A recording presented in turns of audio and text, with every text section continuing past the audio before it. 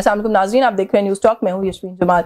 हुकूमत की जानिब से PIA की निजकारी को मईशत के लिए नेक शगुन करार दिया जा रहा है। हुकूमत का दावा है कि PIA की निजकारी बैरूनी सरमायाकारी के न सिर्फ नए दरवाजे खोलेगी बल्कि उससे बैरूनी सरमायाकार का एतमाद भी बहाल होगा। एक इदारे की निजकारी या फिर बैरूनी सरमायाकारी से हमारी मईशत में थोड़े अरसे के लिए तो इस्तेहकाम आ सकता है, लेकिन अगर हमें मुल्की मईशत में देर पा इस्तेहकाम कायम रखना है तो उसके लिए पहले सियासी इस्तेहकाम लाना होगा। गुज़िश्ता रोज वज़ीर आज़म की जानिब से PTI को मुज़ाकरात की दावत देना यकीनन खुशाइंद है, लेकिन ये कोई पहली बार नहीं है। इससे पहले भी हुकूमत और अपोजिशन की कमेटियां आपस में बैठकर बातचीत का माहौल बनाने की कोशिश करती रही हैं, लेकिन ये बातचीत ज्यादा अरसे तक चल ना सकी और ये डायलॉग जल्द ही डेडलॉक का शिकार हो गए। इस डायलॉग के नतीजे में फरीकैन के माबैन जो थोड़ा बहुत एतमाद बहाल हुआ था वो मुज़ाकरात के खात्मे के साथ ही खत्म हो गया। हुकूमत की जानिब से अपोजिशन को मुज़ाकरात की दावत तो दी गई है, लेकिन हुकूमत किन नुकात पर बातचीत करना चाहती है ये कुछ वाज़ेह नहीं है। इसी तरह PTI की जानिब से जो दो नुकात मुज़ाकरात के लिए सामने आ रहे हैं वो भी नॉन स्टार्टर्स ही दिखाई देते हैं, क्योंकि हुकूमत इन नुकात पर बातचीत करने को तैयार नहीं है। एक जो और बड़ी रुकावट इन मुज़ाकरात के अमल में हायल दिखाई देती है वो इमरान खान की बहनें हैं। PTI की क़यादत जिसमें बैरिस्टर गौहर अली, असद कैसर और दीगर लोग शामिल है, अगरचे मुज़ाकरात के लिए राजी भी हो जाएं तो इसके बावजूद वो हुकूमत से तब तक मुज़ाकरात नहीं कर सकते जब तक अलीमा खान गो अहेड ना दे दें। यानी एक तरह से तहरीक इंसाफ की सियासी क़यादत को अलीमा खान और दीगर बहनों ने बेगमाल बना रखा है और PTI की सियासी क़यादत के हाथ पांव बंधे हुए नजर आते हैं। अब इतलात ये मौसूल हो रही है कि हुकूमती मुज़ाकरात की पेशकश पर अगला लाए अमल तय करने के लिए अलीमा खान और दीगर की मुलाकात अल्लामा राजा नासिर अब्बास और महमूद खान अचकज़ई से होगी, जिसके बाद ये फैसला किया जाएगा कि हुकूमती मुज़ाकरात की पेशकश का क्या जवाब देना है। दूसरी जानिब साबका PTI क़यादत जिसमें फवाद चौधरी, महमूद मौलवी और इमरान इस्माइल शामिल है, उनकी जानिब से वज़ीर आज़म को लिखा गया एक खत भी सामने आया है जिसमें उन्होंने एतमाद साजी और मुज़ाकरात के लिए माहौल पैदा करने के लिए कोट लखपत जेल में PTI की क़यादत को पेरोल पर रिहाई का मुतालबा किया है। लेकिन यहाँ काबिल जिक्र बात यह है कि इस खत में बानी PTI इमरान खान की रिहाई का कोई जिक्र शामिल नहीं है। तो ये कुछ मौज़ूआत है, इन पर बात करेंगे। हमें प्रोग्राम में ज्वाइन किए सीनियर रहनुमा है पाकिस्तान तहरीक इंसाफ के सीनियर माहिर कानून भी है फैसल चौधरी साहब ने। बहुत शुक्रिया सर आपका, आपने प्रोग्राम में वक्त दिया। थोड़ा सा PIA से गुफ्तगू का आगाज कर लें, क्योंकि ये नॉर्मली ये होता है कि जब इस तरह की कोई बड़े डिसीजन होने होते हैं जिसमें प्राइवेटाइजेशन या इस तरह की कोई चीज हो तो अपोजिशन की तरफ से हम देखते हैं कि वैसे ही शोर शराबा शुरू हो जाता है, मगर इस समय हमने देखा कि माहौल बड़ा अच्छा रहा when it comes to the privatisation of PIA, क्योंकि शायद प्रॉब्ली पाकिस्तान तहरीक इंसाफ खुद भी इस बारे में गौर कर रही थी अपने दौरे हुकूमत में। आपको लगता है कि एक अच्छा काम था जो खुश असलूबी से तय पा गया, पूरा हो गया? देखिए, आपको भी पता है, हमें भी पता है, वी फ्लाई PIA इवन जो इंटरनेशनल फ्लाइट्स में भी इन स्पाइट ऑफ जो बैड कंडीशंस हैं। मैं अभी पीछे बच्चों के साथ मैं बाहर गया हुआ था तो मैंने PIA पे ही सफ़र करता हूँ मैं, तो यकीन कीजिए जो तैयारों की हालत थी, जो वहाँ पे हमारे इतने ट्रेंड स्टाफर्स हैं, इतने ख्याल करते हैं, इतना बहुत बहुत प्रोफेशनल लोग भी हैं, लेकिन अफसोस होता है। फिर जो मैंने उनसे इंक्वायर किया जो तैयारों की हालत थी, यानी यहाँ से अगर आप यूरोपियन यूनियन में फ्लाई कर रहे हैं तो तैयारे ऐसे हैं जिनकी मतलब जैसे आप किसी बस में नहीं ट्रैवल करते, तो बच्चों ने तो किया नहीं होगा, हम जैसे लोग जो कि बसों से गाड़ियों पे साइकिलों से गए तो हमने तो देखा, तो उस किस्म की फटीचर बिल्कुल, ये आपका लफ्ज़ जो है ना फटीचर, दैट इज एब्सोल्युटली जो सिचुएशन थी। तो पर्सनली देखें, मैं तो समझता हूँ कि ठीक है, ये किस तरह से भी हुआ है। अब वो आए हैं, प्राइवेट पार्टियाँ आएंगी, ज़ाहिर है ना हमें मुफ्त के टिकट और वाउचर्स मिलेंगे लोगों को, ना रियायती नरखों पे ना जो मैं पे करता हूँ सारे करें, बर्डन जो है एक सिलसिला वो भी रुकेगा। तो इशू ये है कि बिक गया, अब उसको चलना चाहिए। जो लोग आए हैं नए, लेकिन आपको पता है ना, हर अमल के अराउंड एक डिबेट भी होती है। अब इस अमल को कोई बुरा नहीं कह रहा, जैसे आपने भी नहीं कहा, कोई भी नहीं कह रहा, लेकिन बहुत से लोग अब ये एतराज जरूर कर रहे हैं कि ट्रांसपेरेंसी जो है वो खाली टीवी पे लाइव ब्रॉडकास्ट करना नहीं होता, ट्रांसपेरेंसी और भी बहुत सारे मामला होते हैं। खासतौर पर 92.5% जो री इन्वेस्टमेंट वाला मामला है, इसको लेकर बड़ी तनकीद हो रही है कि ये कब तय हुआ था, एक्सप्रेशन ऑफ इंटरेस्ट जो ओरिजिनल है उसका तो ये हिस्सा ही नहीं था, ये कहाँ तय पाया ये मामला? देखिए, जिनको एतराज है वो एतराज उठा दे। मैं तो टेक्निकल आदमी इस सेंस में नहीं हूँ कि मैं कहूँ कि बिडिंग में क्या लेटर, नॉर्मली तो ये होता है कि जो उनकी चीज़ें होती हैं वो लेटर अपना उसमें जो इश्तहार आता है या लेटर ऑफ इंटरेस्ट आता है उसमें सारी चीज़ें लिखी गई होती हैं। लेकिन फिर ये क्योंकि बड़े सौदे होते हैं, ज़रा 135 बिलियन को मजाक थोड़ी है, मतलब तकरीबन 1.5 अरब रुपए के करीब अमाउंट बनती है, तो 150 अरब रुपए के करीब, तो ये बहुत 1.5 खरब ही समझ रहे हैं ना जी आप। तो वो इतनी बड़ी अमाउंट है, ज़ाहिर है काफ़ी सारे लोग, पाकिस्तान जो है वो इंटरनेशनली डॉलर्स में तो लोग कमाते नहीं हैं, तो जो लोग आए हैं, जो लोग इसको चलाएंगे, उन्होंने भी अपना देखना है। PIA में जिस किस्म, अगर इंटरनेशनल फ्लाइट्स की हालत है तो लोकल में देखें ना, लाहौर इस्लामाबाद फ्लाइट्स बंद है। आप जहाँ से, कराची से मैं अक्सर देखता हूँ लोग फ्लाइटें लेट हो जाती हैं, और एक जहाज़ वाली यहाँ पे इंटरनेट जो है वो एयरलाइन है वो, हाँ ठीक है, और वो भी कभी बैठ जाती है कभी, तो एयर जो, उससे क्या होता है, टाइम बचता है। दुनिया भर में जो है वो जो जहाज़ है वो लोग लेते हैं जो मिडिल क्लास अलग रखते हैं, जो बिजनेस क्लास के लोग होते हैं। अब ये जो चीज़ें हैं, इसमें मजीद अगर किसी को है तो दालतें खुली हैं, जाके चले जाएं, आप चले जाएं। लेकिन मैं समझता हूँ कि एक चीज़ ओवरऑल, रिगार्डलेस के कौन क्या कर रहा है, इन चीज़ों को बिकना ही जो है ना वो बेहतर है। और इसके बाद दूसरी चीज़ें, ट्रेनों को भी प्राइवेटाइज करें दुनिया भर में, तो बहुत लिस्ट बड़ी लंबी है हमारे पास, मतलब ये we must get rid of it. कि हर वक्त जो है ये सरकारी खाते में, और सबसे ज्यादा इसमें बुरा रोल जो है पीपल्स पार्टी का है। उन्होंने, मैं आपको बताऊं कि मेरे भाई जब इंफॉर्मेशन मिनिस्टर थे तो एक दिन उन्होंने कहा जी कि रातों रात 800 बंदा रेडियो पाकिस्तान में वो आपके कॉन्ट्रैक्ट से परमानेंट कर देगा। परमानेंट का क्या होता है, तो उसकी पेंशन का बोझ, उसके पर अलाउंसेस पर, यानी बगैर सोचे समझे।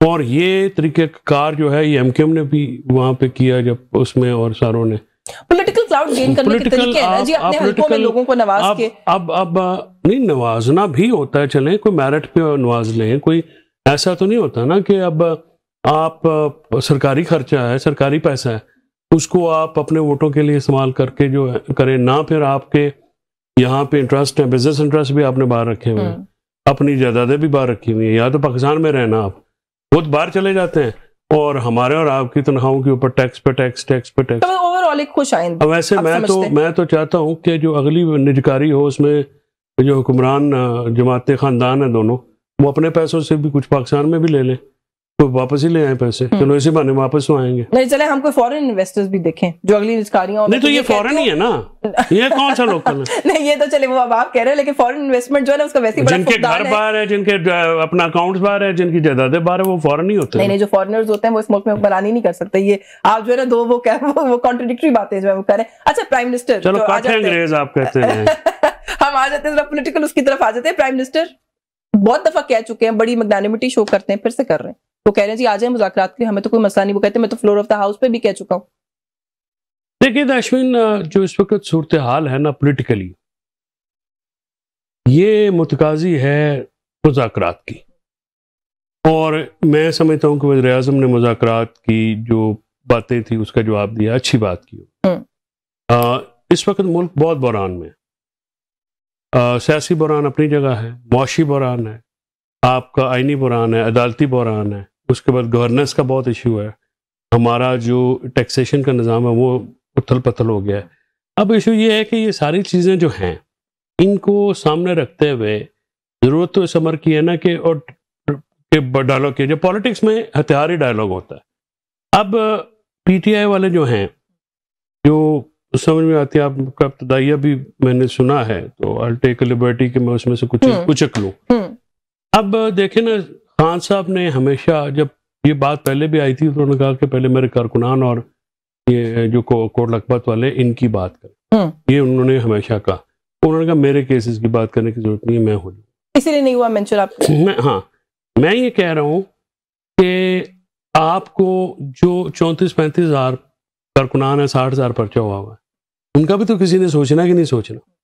जो लीडरशिप अंदर है, उनकी फैमिलीज, उनके बिजनेस, जो पार्लियामेंटेरियंस बेचारे जो हैं वो, उनका भी तो किसी ने सोचना। अब पार्लिमानी पार्टी इतनी कमज़ोर है, ये जो जिनके नाम इतने कमज़ोरी से फैसले नहीं होते। देखें सर पे तलवार रख के मुज़ाकरात भी नहीं होते। ये जो आप नुक्ता उठा रहे हैं ना कि ये आपके कारकुनान है, कितने हजार हैं, क्या ये सारा कुछ मुज़ाकरात की मेज पर भी बैठ के बात हो सकती है? अभी भी डेडलॉक है, मुज़ाकरात के बाद भी अगर डेडलॉक रह गए तो कम से कम ये तो नहीं डाउट रहेगा ना कि कोशिश ही नहीं की थी। पर आप लोग कोशिश तक नहीं। अब इशू ये है कि जो कोशिश करता है उसको जी वो इसका हिस्सा नहीं, वो भाई बात है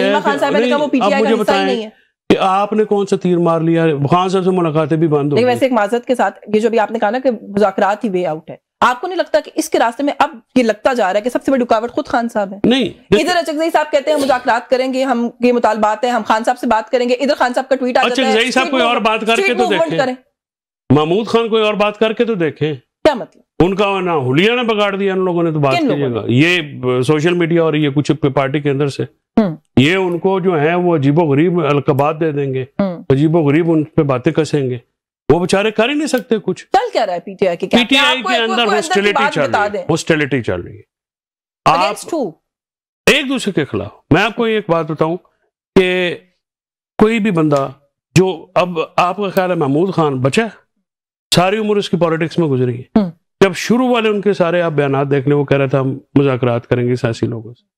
अब वो जो अगर वो बीच में से यूं निकल रहे हैं, उसका क्या मतलब है? कोई दबाव है ना, कोई मतलब वो ज्यादा इज्जतदार आदमी है, बेइज्जत तो नहीं होना चाहता।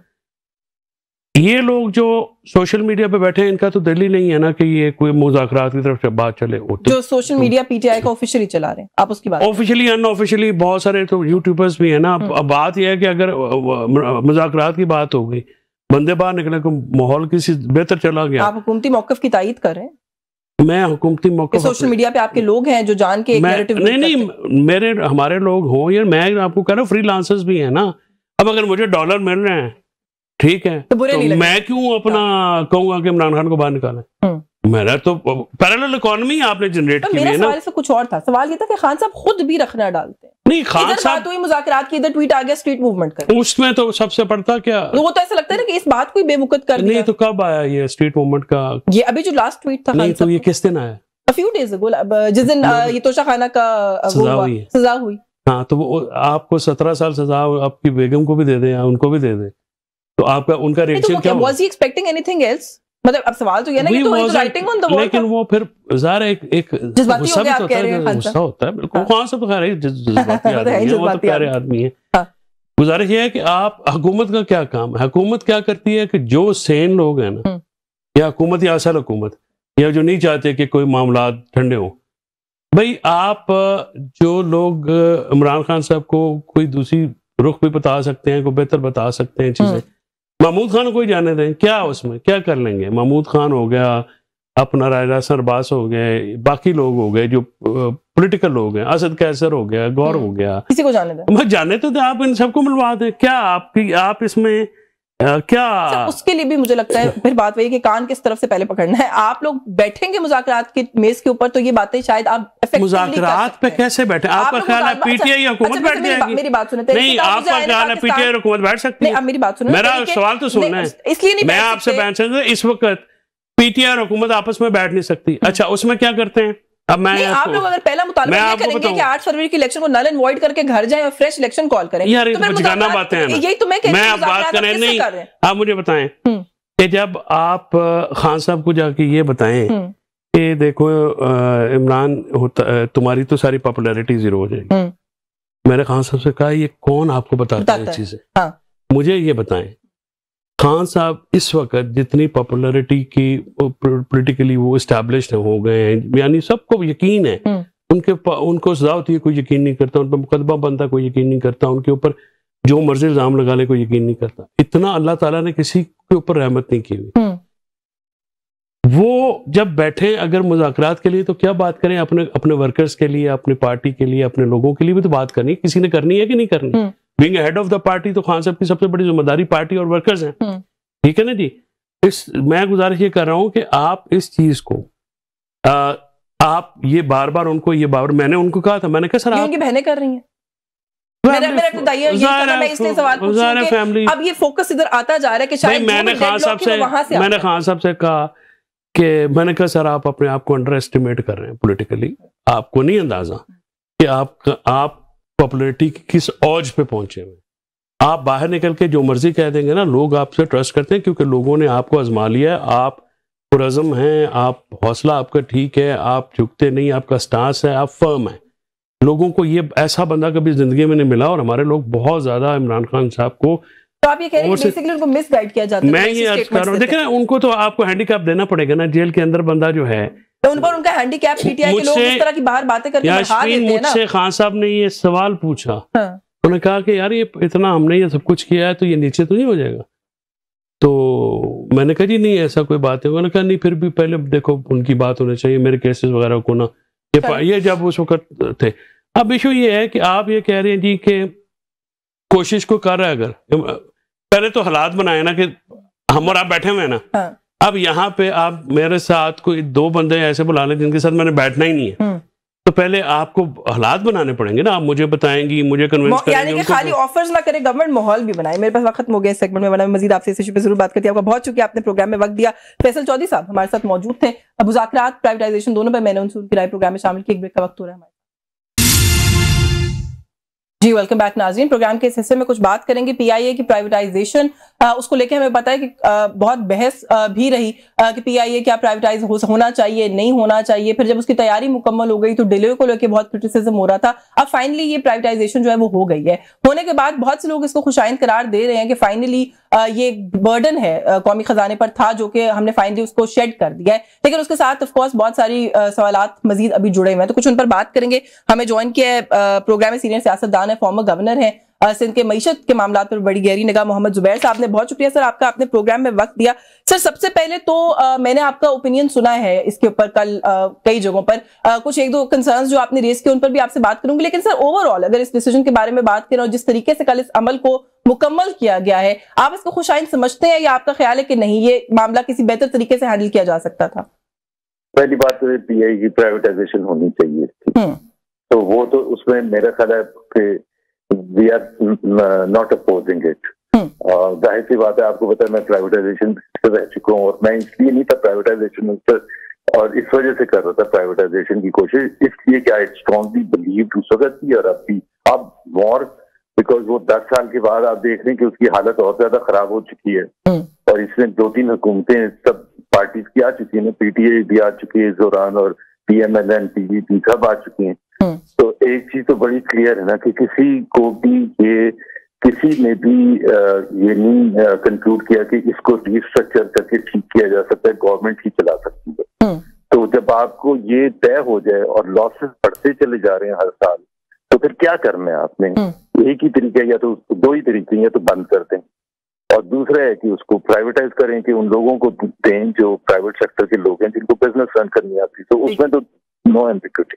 अब दूसरा सवाल जो आपका है, बिकॉज कंफ्यूजन यही होती है कि जी करना था, हाँ जी करना था, सस्टेनेबल ही नहीं था इसको चलाना, लॉसेस पब्लिक के लिए बर्दाश्त से आउट हो चुके थे, क्वालिटी ऑफ सर्विसेज थी एंड समथिंग। दूसरा ये कि क्या प्रोसेस बिल्कुल शफाफ तरीके से रन हुआ है? नो, वो एक अलग चीज है। सो वाइल वी अप्रिशिएट है, बट अगर आप मेरे से पूछेंगी कि जी शफाफ तरीके से रन हुआ है, तो नहीं होगा।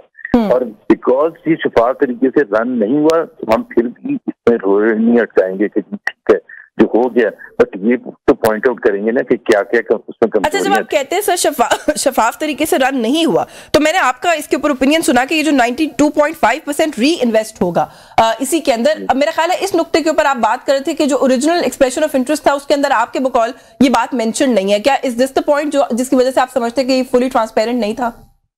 ये सबसे बड़ी बात है, क्योंकि जो एक्सप्रेशन ऑफ इंटरेस्ट होते हैं ना, उसमें बेसिकली आप लोगों को, जो भी पॉसिबल इंटरेस्टेड पार्टीज हैं, उनको तमाम चीजें बता रहे होते हैं कि जी हम कितने % शेयर बेचेंगे, कब बेचेंगे और क्या टर्म्स ऑफ पेमेंट क्या होगी, वो सारी चीजें आप बताते हैं। अब जब वो उसमें अगर सपोज करें कोई भी पार्टी इंटरेस्टेड होती तो अंदाजा लगाती कि 80 बिलियन का लास्ट ईयर इन्होंने नो कर दिया था। 80 बिलियन बेस प्राइस थी ना पिछले साल, वो जिसको आपने रिजेक्ट किया था। तो 80 बिलियन से तो ज्यादा ही होगी, इससे 100 बिलियन होगी। 100 बिलियन क्या मैं दे सकता हूँ, इसके लिए वर्थ है नहीं है, ऐसे ही सोचा होगा ना। अब जब आपने वो उस वक्त टर्म्स ऑफ पेमेंट बताई, सब्सिक्वेंटली जो पोटेंशियल बिडर्स आए उनको सिर्फ आपने फिर उनके साथ नेगोशिएट करके, it is not under the rules, you cannot renegotiate terms of payment after the expression of interest। और आपने कहा कि जी ठीक है, अच्छा वो negotiations हुई हैं कि जी हम वो उन्होंने उनका पॉइंट ऑफ व्यू था बिजनेस में जो भी बिडर्स थे कि यार आपको इंटरेस्ट ज्यादा इसमें होना चाहिए कि हम कितने इंजेक्ट करेंगे कैपिटल इस कंपनी में आफ्टर टेकिंग ओवर। वो तो आपको वैसे ही करने पड़ते ना, आप कोई भी आकर आप लेंगे, कल को कोई रेलवे लेगा तो वो क्या उसको इंजेक्ट नहीं करना पड़ेगा कैपिटल? सारी दुनिया में क्या होता है प्राइवेटाइजेशन में, जब पीटीसीएल लिया था तो पीटीसीएल लेके ये तो नहीं था कि जी अच्छा, तो और वो तो उनका अपना पैसा है ना, मैं अपनी कंपनी में पैसा 92.5% डाल दूंगा, और ये तो आज कहने की बातें हैं, कल कितना डालेंगे, वो क्या करेंगे, और ज्यादा उन्होंने अपने वो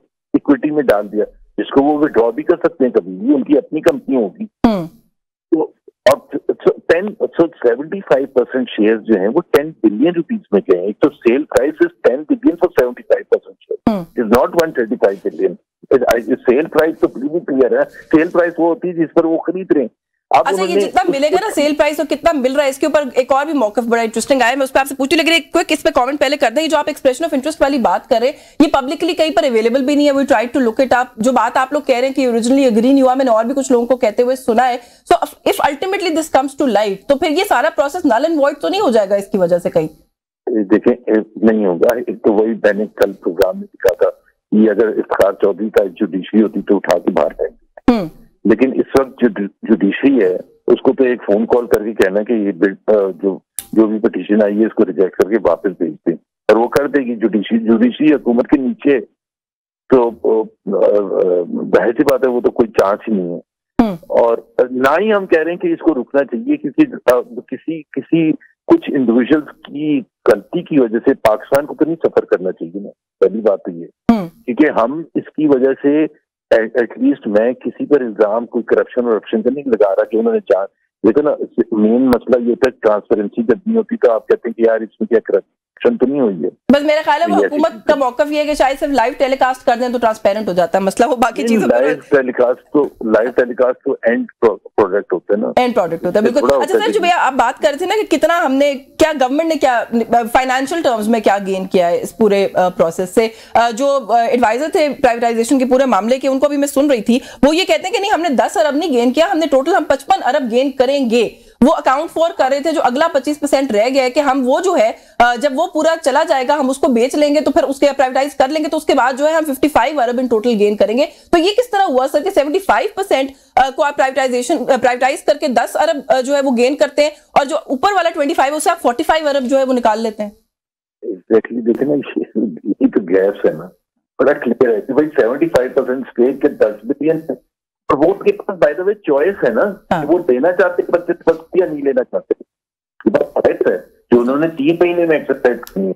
अगर मैं 75% देंगे 10 दिन में, तो मैं हो सकता है सोच पाया कि मैं क्यों 25 नहीं, उनकी तरफ से वैसे पॉजिटिव सिग्नल्स तो आ रहे हैं कि शायद फौजी फर्टिलाइजर भी आ गया कंसोर्शियम के, वो हो चुका है, वो तो मुझे पता है, बट आई थिंक उस पॉइंट ऑफ व्यू से देखें टेक्निकली या financially, does it make sense कि 75% शेयर्स 10 बिलियन के और 25% शेयर्स 45 बिलियन के? Doesn't make sense, but in any case वो तो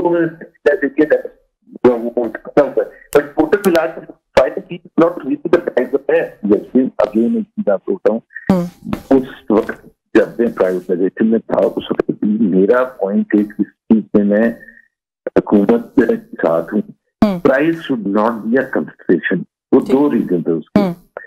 प्राइस जो होती है वो हुकूमत की बेस प्राइस वगैरह तकनीकी सेटअप करती है, ये तो मैं हमेशा के खिलाफ था। Price is a function of demand and supply. भाई आप घर बेचते हैं, कार बेचते हैं, आप अपनी प्राइस तो नहीं करते ना, जो मार्केट में होगी वो जो ऑफर होगी उसी के बेसिस पर आप करेंगे ना। आपने अगर बेचना ही है तो जमीन या घर या एसेट, तो आप जो मार्केट में प्राइस लगेगी वही आपकी प्राइस है ना, वही प्राइस है। आपने प्रोसेस सही रन किया है, सबको मौका दिया है, फिर उसके बाद, क्योंकि मेन रीजन क्या है इसको प्राइवेटाइज करने का, इसलिए तो नहीं है कि हुकूमत पैसे कमाना चाहती है। What is 55 billion? नथिंग।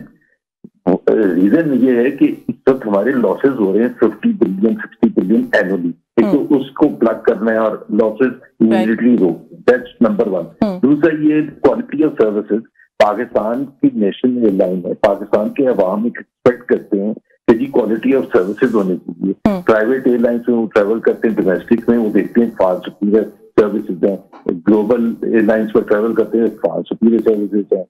तो एक ये उनका हक बनता है कि जी तो सर्विसेज, एक quality of services is extremely important, और बिडिंग बंद होते हैं। ये मेरा सबसे बड़े ऑब्जेक्टिव्स होते हैं और ये दोनों इससे हो रहे हैं। और तीसरी चीज ये है कि ऐसे ग्रुप को आपने बेचा है जिसमें कैपेसिटी है इसको टर्न अराउंड करने की। यस, बिल्कुल ये बहुत अच्छा ग्रुप है, पाकिस्तान का टॉप बिजनेस ग्रुप है, बैंक्स भी चला रहा है, फर्टिलाइजर कंपनीज भी चला रहे हैं, इंश्योरेंस कंपनीज भी चला रहा है, स्टॉक मार्केट में भी बड़ा नाम है। नहीं, but like you initially also said कि अच्छा मतलब एक तो ये कि प्राइवेटाइजेशन होनी चाहिए थी, इसके अंदर कोई दो राय नहीं। अच्छा, बिडिंग के प्रोसेस की भी अगर बात करें तो एक अच्छा अमल हमने देखा, कल अच्छी बिडिंग हुई, इसके अंदर भी कोई शक नहीं। लेकिन सर एक और बात कि हम पिछले बाय द वे बिडिंग चाहे वो लाइव टीवी पर हो जाए, इंश्योर किया जाए, पहले जमाने में जब होती थी 2003 वगैरह में, मुशर्रफ जमाने में जब, तो उस वक्त भाई टीवी वाले नहीं थे, लेकिन ये तो नहीं था कि वो किसी कमरे में बैठ के प्राइवेटाइजेशन मिनिस्टर ने खुद ही लिफाफे को ओपनली होती थी, उसके हिसाब से ट्रांसपेरेंसी तो इंश्योर की थी ना। मतलब मीडिया वाले बैठे थे, प्रिंट मीडिया वाले, वो इलेक्ट्रॉनिक मीडिया वाले नहीं थे, वो लिफाफे सबके सामने मतलब कोई नया कोई अनोखा काम नहीं किया। लेकिन थोड़ा सा इस पे ये जरूर पूछना चाह रही हूँ आपसे कि सर अच्छी हुई बिडिंग का प्रोसेस, अच्छा हुआ, सारा कुछ अपनी जगह दुरुस्त है, लेकिन पिछले साल हम सुन रहे थे सर कि इत्तेहाद, एमिरेट्स, कतर एयरवेज ये भी इंटरेस्टेड है इस अमल का हिस्सा बनने में। एक जो फॉरेन इन्वेस्टर का एलिमेंट है ना सर, वो वैसे भी कम होता जा रहा है, निकलता जा रहा है हमारी इकोनॉमिक इक्वेशन के अंदर से, तो आपको नहीं लगता कि वो एक मिसिंग लिंक था? कल भी हेल्दियर ज्यादा एनवायरनमेंट होता कि अगर हमें इस तरह के नाम भी नजर आते। देखिए, ये जो प्रोसेस होता है ना, मुझे पता है ये एक वन ऑफ द लास्ट जो एफर्ट होता है जो आप करते हैं सारे प्रोसेस में प्राइवेटाइजेशन के, इज अ मार्केटिंग एफर्ट। और आपका जो फाइनेंशियल एडवाइजर है वो आपको आइडेंटिफाई करता है कि कौन प्रोस्पेक्ट्स हैं, तो आप वहां जाके रोड शोज करते हैं। लाइक फॉर एग्जाम्पल आपने कहा एमिरेट्स या आपने कतर का, इत्तेहाद का, ये जो भी है, वहां जाते हैं और वहां आप इंटरेस्ट क्रिएट करते हैं। मुझे नहीं पता इन्होंने वो किया है या नहीं किया, या डिलिबरेटली उसको अवॉइड किया, I don't know. But the fact of the matter is कि एमिरेट्स का ना बिड करना, ये Qatar, is a poor reflection on Pakistan. वही है कि जी फॉरेन डायरेक्ट इन्वेस्टमेंट यहाँ नहीं आ रहा, और इससे आप सोचे ना कि एमिरेट्स के लिए 75% स्टेक लेना फॉर 10 बिलियन रुपीज, उसके लिए ये तो चेंज है बिल्कुल, बिल्कुल ऑफ कोर्स, मतलब कुछ है ही नहीं, कोई रिस्क ही नहीं है। मतलब फिर भी इंटरेस्ट शो नहीं किया तो यस इट्स इंटरेस्ट शो किया तो मुझे नहीं पता कि इन्होंने देखे ना, अगर आपने रोड शोज किए ही नहीं है जाके, जितने भी आप जो भी एसेट बेचते हैं तो आपको आइडेंटिफाई करते हैं कि जी इसके चाइना में पोटेंशियल बायर्स हैं, या रशिया में हैं, या कतर में हैं, या जहां भी हैं। या ये का जब हमने पिछली दफा किया था, जब उस वक्त हम गए थे गल्फ कंट्रीज में, इनफैक्ट हमने फाइनेंशियल एडवाइजर जो रखा था वो दुबई इस्लामिक को रखा इसलिए था कि वो they have a hold in Middle East business, and that is why. You are right कि पता नहीं ये किया, इस एरिया को टैप भी किया खुद से कि नहीं किया, लेकिन फिर भी it reflects badly on us. You are right. बहुत शुक्रिया सर आपका, आपने मुझे प्रोग्राम में वक्त दिया। मैंने कोशिश की कि थोड़ा सा ये जो मामला था प्राइवेटाइजेशन का, उसके ऊपर एक थर्ड पार्टी पर्सपेक्टिव जो है वो लिया जाए कि कैसे देख रहे हैं जो कुछ इकोनॉमिक माइंड्स हैं मुल्क के अंदर सारे अमल को। एक ब्रेक का वक्त हो रहा है, हमारे साथ रहेगा।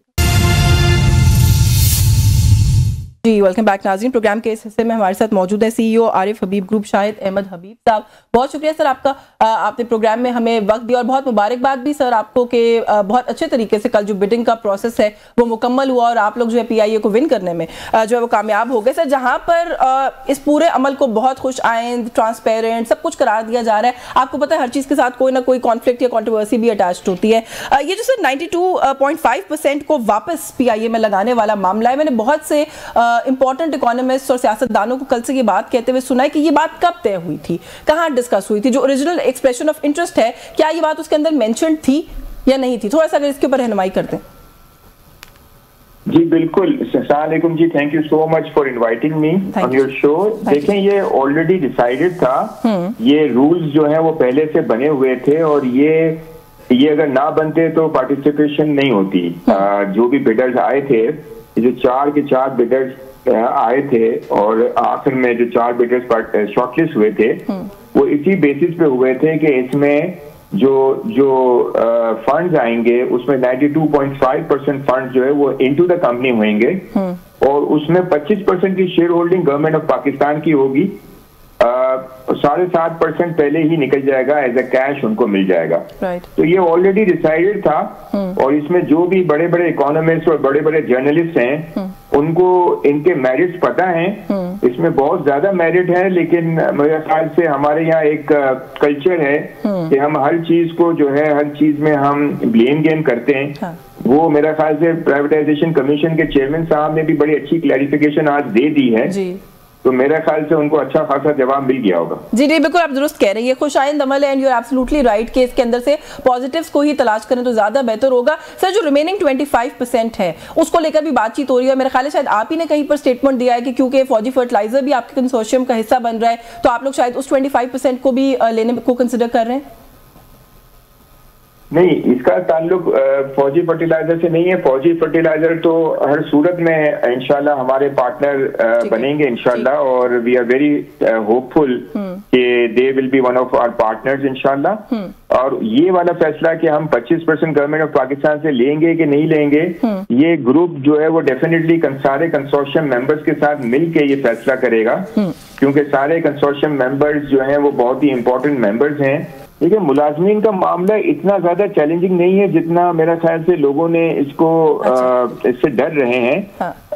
यही मसला है कि इसमें एक रिस्क लिया जाता है। देखें, अगर ऑलरेडी मुलाजमीन जो है ना 9, 10, 12 हजार से अब 6 हजार रह गए हैं, ठीक है ना, और उनके लिए हमें और इसमें बहुत सारे लोग प्रोफेशनल और कॉम्पिटेंट लोग हैं, ठीक है ना, और उनको मोटिवेट करने की जरूरत है। अगर हम मोटिवेट करेंगे और उनके लिए उनका रेम्यूनरेशन और उनके लिए मोटिवेट अगर किया जाएगा, तो मेरा ख्याल से मुझे लगता है कि यही हमारे लोग थे जिन्होंने एमिरेट्स एयरलाइन बनाने में और सिंगापुर एयरलाइन बनाने में एक हेल्पफुल जो है वो रोल प्ले किया था, एक बहुत ही पॉजिटिव रोल प्ले किया था। तो मेरे ख्याल से क्यों ना यही लोग हमारी पाकिस्तान इंटरनेशनल एयरलाइन के लिए भी एसेट साबित होंगे। मुझे तो लगता है कि I am very much I am very hopeful and I am quite committed कि इंशाल्लाह यही लोग हमारे लिए इस एयरलाइन को बहुत ही ज्यादा सक्सेसफुल एयरलाइन की में कन्वर्ट करेंगे इंशाल्लाह। सर, एक दफा फिर से मुबारकबाद and all our best wishes कि आप इसके टर्न अराउंड को हम देख सके, हम विटनेस कर सके। आपका बहुत शुक्रिया, आपने प्रोग्राम में मुझे वक्त दिया। जी बहुत शुक्रिया सर आपका। शाहिद हबीब साहब हमारे साथ प्रोग्राम में मौजूद थे। न्यूज़ टॉक के लिए इससे आज के लिए बस यही कुछ, मुझे इजाजत दीजिए। अल्लाह हाफिज।